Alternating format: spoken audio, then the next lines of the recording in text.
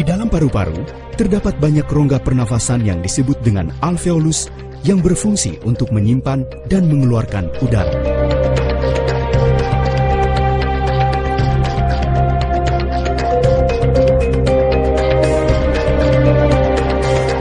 Anda sering mengalami batuk yang semakin berat secara terus-menerus karena polusi udara, asap rokok, dan sesak nafas karena alergi.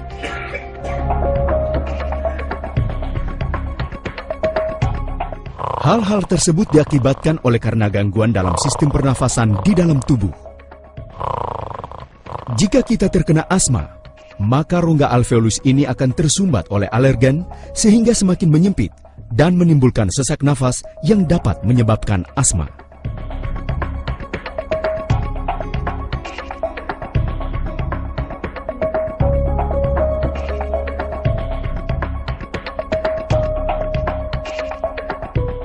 Gejala-gejala asma antara lain bunyi pada saat bernafas atau mengi, batuk, sulit bernafas, dan nyeri di dada. Diperkirakan 1 dari 10 anak di dunia ini terserang asma.